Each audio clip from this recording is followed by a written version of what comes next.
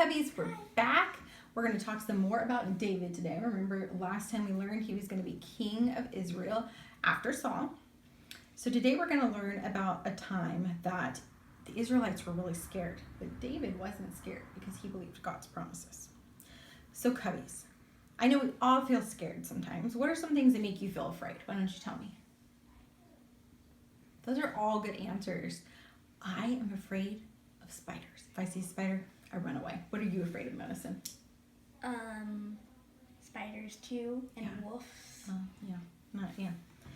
So we're all afraid of something, right?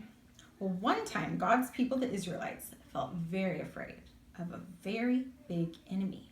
And they forgot our core truth. And what was our core truth? It's that God is in charge. Can you say that with me, Cubbies? God is in charge. That's right. So they forgot God's promise that if the Israelites obeyed and trusted in him, that he would help them win against all of their enemies. But young David, remember we met David last time, he would help them remember to trust God.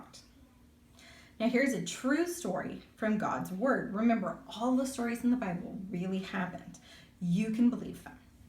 One day, David's father Jesse said, "David, take these 10 loaves of bread and these 10 cheeses and hurry to visit your brothers in the army. Find out for me how they're doing. I hope they're well." So early the next morning, David left his sheep. Remember, he was a shepherd. He left his sheep with another shepherd, packed the food, and set off to see his 3 oldest brothers who were fighting in the Israelite army. So David arrived at the army camp. So here's the camp, and there's soldiers all around. When he arrived, the Israelites were lining up to meet their enemy. The Israelites stood on one hill, and the Philistines, their enemies, stood on the hill across from them. So David left his pack of food with a guard and ran to see his brothers up on the hill.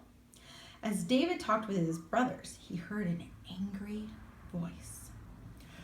"Israel, let's see how strong you are. Send a man to fight with me." So who do you think might have been saying that? Do we see someone in this picture that might have been saying that? I think it was this guy right here, Goliath. The giant voice came from a giant man. His name was Goliath. He was a Philistine, and the Philistines were the enemies of God and God's people. Goliath stood over 9 feet tall. That is very tall. When the Israelites saw Goliath, they all ran away, terrified. They took off running. They forgot that God was in charge. They forgot to trust God, their king, who saved them from their enemies. Remember, God said he would take care of their enemies, but they forgot and ran away. But someone didn't forget. Who do you think didn't forget? David.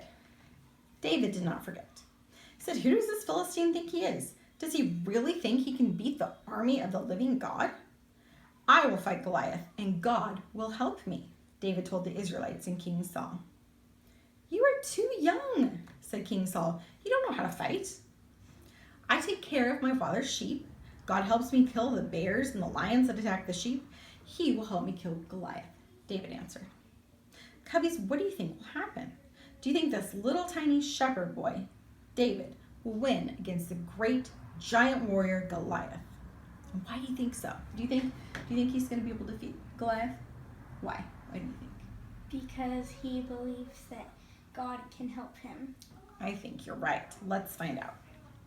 Now, David played the harp and he liked to write songs, and we have lots of his songs in the Bible.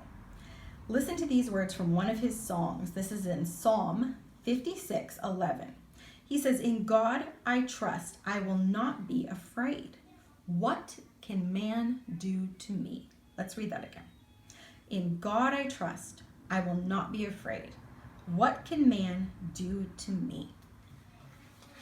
So, Cubbies, David knew that God was stronger than any man, even a giant warrior.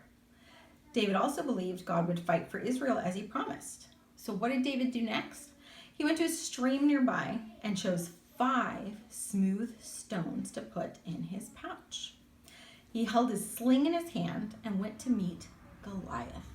So he had like a sling, like a strip of leather, and you'd put the stones in, you'd swing it around, and then let it go, and the stones would fly out at the enemy. So He went out to meet Goliath with just these stones in his sling. Well, when Goliath saw David, he was mad. He couldn't believe the Israelites would send a young boy to fight him. Goliath said mean words to David to make fun of David. But David told Goliath, this is in 1 Samuel 17:45, this is what he says, "You come to me using a sword, a large spear, and a small spear. But I come to you in the name of the Lord of heaven's armies. He is the God of the armies of Israel. You have spoken out against him. Today the Lord will give you to me." So which do you think is stronger? All of those weapons that Goliath, he had the sword, a large spear, small spear. You think all those weapons, or God? Which one's stronger? The weapons are God. God. Yeah, God is stronger. And David knew that. So, swoosh. David let one of those big stones fly. See, there's a sling. And where did it hit? It thumped Goliath right in the forehead. The angry giant fell face first into the dirt.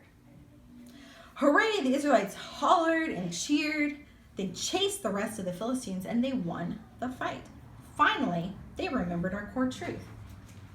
What was our core truth? God is in charge. Let's say it together one more time. God is in charge. That's right. Many years later, David became king because of his trust in God.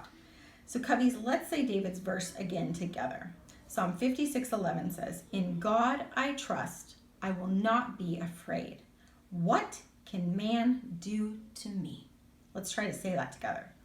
In God I trust, I will not be afraid. What can man do to me?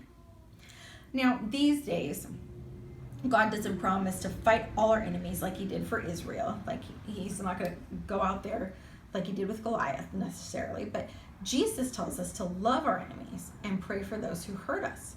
But God does promise he's with us at all times. So what is the Bible? Do you know what the Bible is? God's word? This is God's promise that he is with us at all times. God gives us that promise in the Bible. When you feel afraid, you can remember this promise, all the promises from the Bible. Do you know any other promises from the Bible? Why don't you tell me? Yeah, God promises a lot of things. He says he's never going to leave us. He says nothing can separate us from him. His love will last forever. The Bible is full of good promises. Well, Cubbies, that's it for this lesson, and that is it for our spring Awanas. So we're all done until fall. I'm going to miss you guys. Hopefully when we start back in fall, we can actually see each other.